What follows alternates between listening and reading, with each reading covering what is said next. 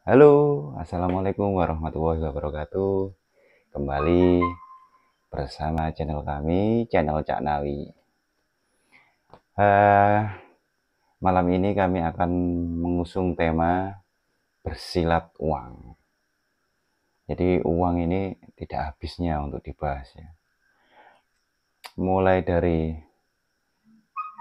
orang tua, finansial, terus pribadi, finansial perusahaan, finansial teman, kemudian kerabat, semua ngomongin soal finansial. Karena finansial ini luar biasa, sangat berdampak kepada, ini standarnya manusia ya, standarnya manusia, semua berdampak kepada kebahagiaan, bahkan kesehatan ya. Orang sakit terus mendadak dikasih uang segebok, tiba-tiba sembuh, gak perlu repot-repot bawa ke rumah sakit, kasih uang segebok itu di depannya sembuh. Nah, inilah kami akan membahas soal uniknya uang. Uang ini dari segi fisik ya, berupa kertas atau berupa angka-angka di dalam rekening. Tapi kalau kita jauh lebih dalam membahas soal uang, uang ini memiliki getaran resonansi magnetik. Jadi dia memiliki energi yang luar biasa. Kalau kita ngitung berapa jumlah energi, ya, berapa hertz ya di dalam gelombang uang ini, kurang lebih di angka 500 Hz ke atas lah kalau kita bahas soal uang. Makanya dia mampu menyembuhkan orang yang sakit, mampu menyembuhkan orang yang stres ya.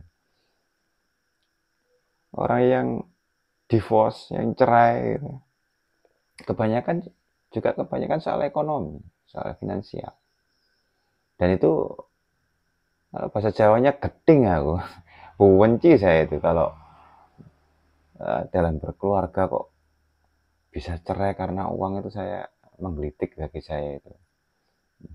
Tapi dan ini pengalaman gitu. Saya mengalami sendiri. Ya di sini saya bukan curhat ya, tapi memang finansial ini luar biasa.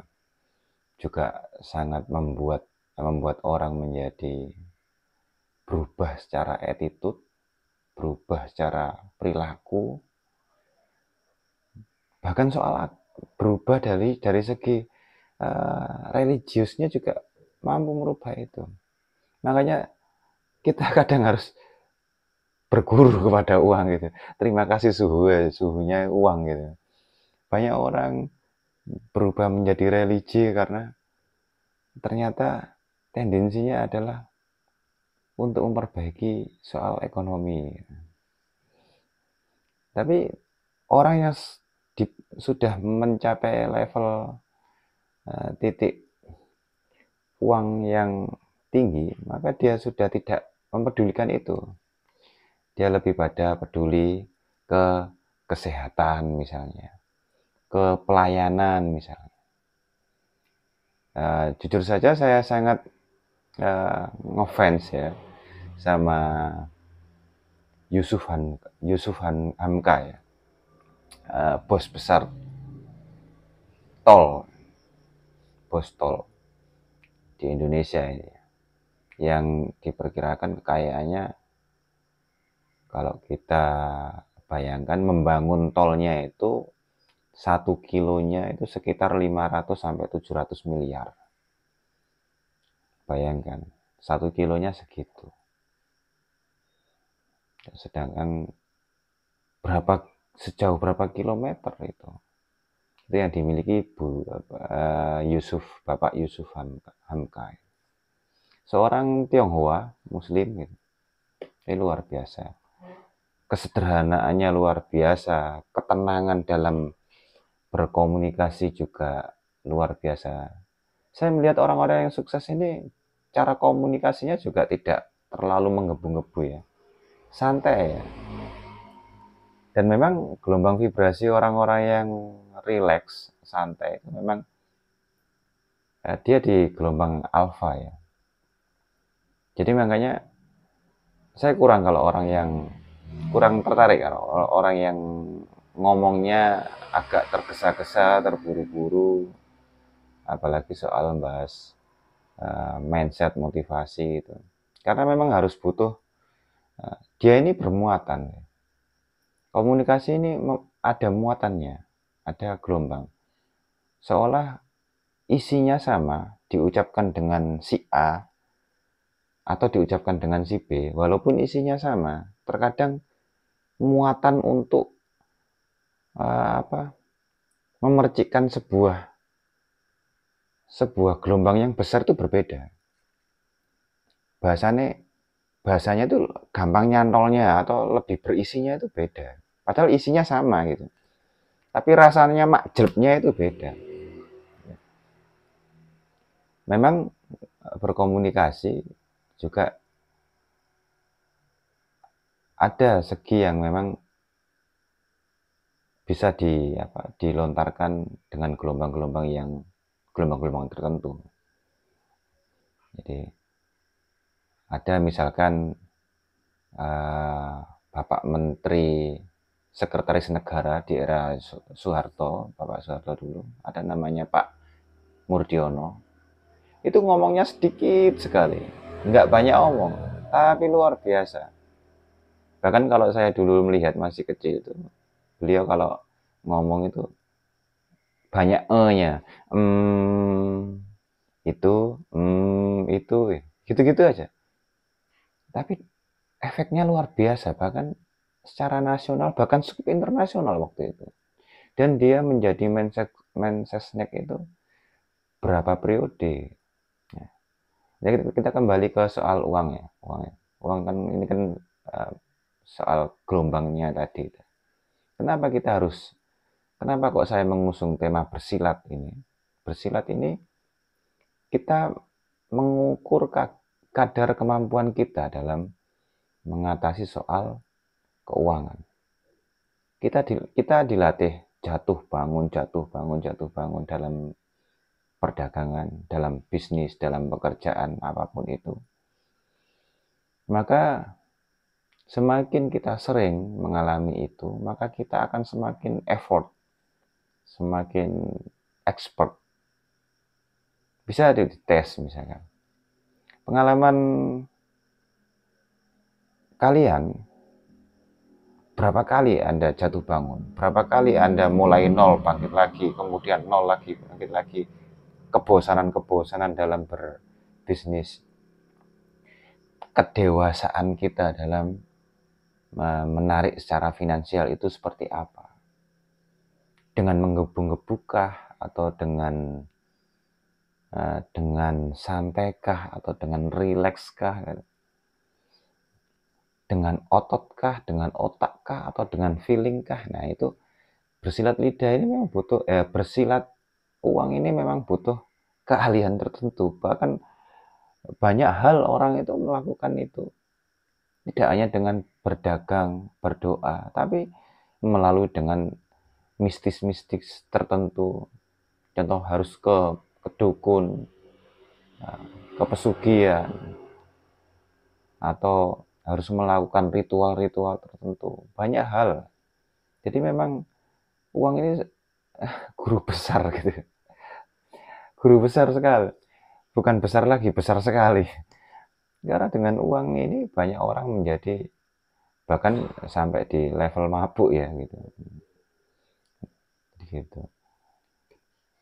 Istri yang taat pada suaminya ya, karena finansialnya juga ketika suaminya sudah mulai turun secara ekonomi, kepatuhan tingkat anunya sudah mulai menurun juga. Ini kan berarti gurunya adalah di finansial. Maka kita harus sering-sering sekali mengalami proses-proses itu. Kita mengalami repetisi-repetisi dalam hal finansial. Pengulangan-pengulangan. Kalau kita di dalam ilmu bela diri, seni bela diri, karate, dan pencak silat, dan sebagainya. Kita selalu melakukan gerakan-gerakan yang sama, yang berulang-ulang. Misalkan tangkis, pukul, seterusnya seperti itu. Tendangan tendangan apa, macam-macam, tendangan layang, dan sebagainya. Kita lakukan sesering mungkin. Supaya apa? Supaya nanti ketika kita menghadapi musuh, kita langsung secara refleks itu kita bisa menangkis, kita bisa memukul. Jadi kita sudah mengalami namanya effort. Kalau sudah effort itu secara alam bawah sadar kita sudah mudah untuk menangani itu, mengatasi masalah itu. Sama dengan finansial, sama dengan uang. Ketika kalian jatuh bangun, kemudian ketika jatuh pun Anda sudah berpengalaman. Nantinya akan nanti bisa datang kembali. Nanti akan kita bisa melakukan kembali.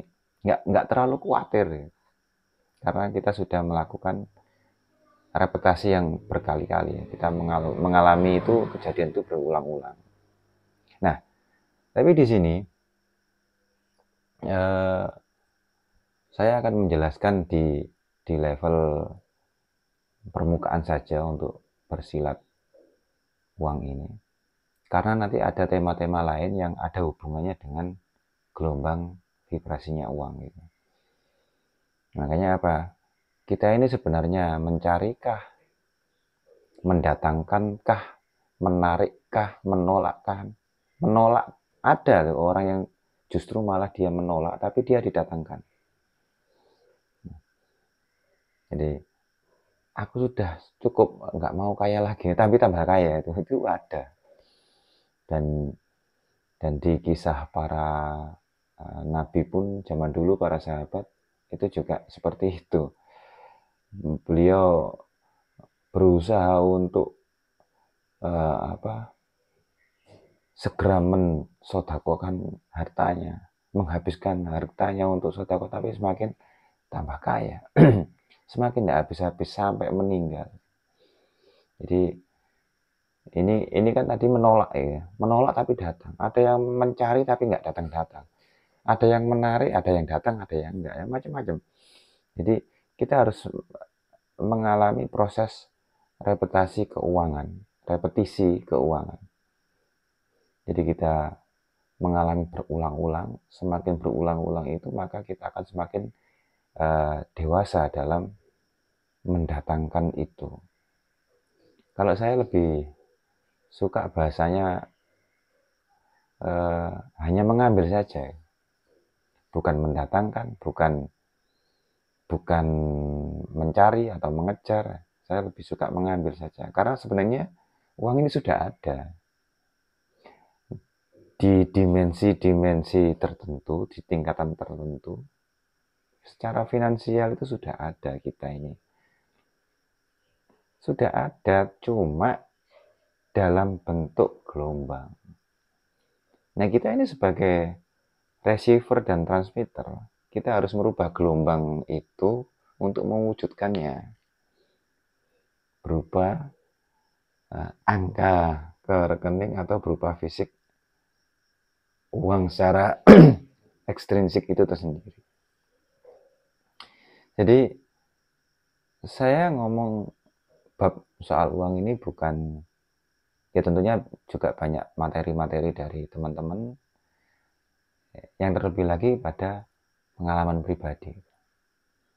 Uang itu kadang tiba-tiba dia datang banyak, kadang lambat, kadang nggak datang-datang dan menjengkelkan gitu kan.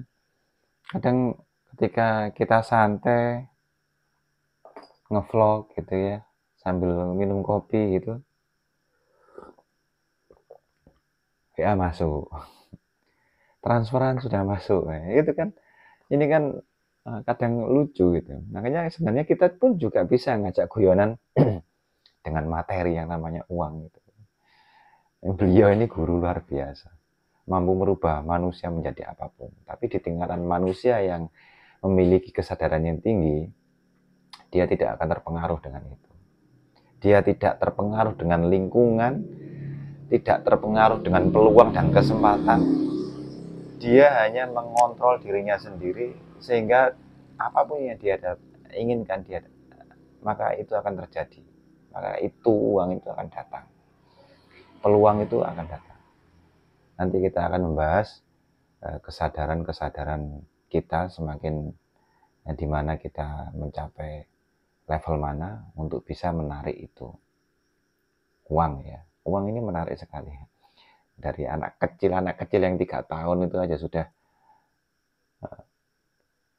Mak, Pak, uang untuk jajan. Ini usia 3 tahun. Apalagi yang kita-kita ini ya. Jadi gitu. Nah, di lingkungan kami ya bahasanya ya itu aja ya, uang, uang, uang, uang. Kosong, kekurangan gitu, mengeluh. Itu di level-level yang low vibe ya. Padahal kita kalau sudah punya ilmunya itu sebenarnya itu semua mudah gitu. Mudah sekali. Sekarang pertanyaannya, Cak Nawi kok ngomong kok mudah? Emang kamu bisa mendatangkan berapa? Saya juga sambil belajar, bukan saya pakarnya gitu. Saya juga sambil belajar. Saya pernah juga di titik batas atas saya yang menurut saya itu fantastis. Bahkan apalagi di batas nol atau batas minus itu sudah sering. Maka bagi saya tidak ada tidak ada yang tidak mungkin untuk bisa dilakukan untuk mendatangkan uang. Jadi memang kita sering belajar ya, kita belajar dari pengalaman-pengalaman itu, maka semakin kesini maka kita akan semakin dewasa bagaimana mengendalikan cash flow uang untuk bisa masuk di dalam kehidupan sehari-hari kita. Untuk di level silat uang cukup sekian. Nah, nanti bahasan-bahasan tentang uang nanti akan saya sharing kembali. Oke, terima kasih. Tetap bersama channel kami, channel Cak Iwan. Assalamualaikum warahmatullahi wabarakatuh.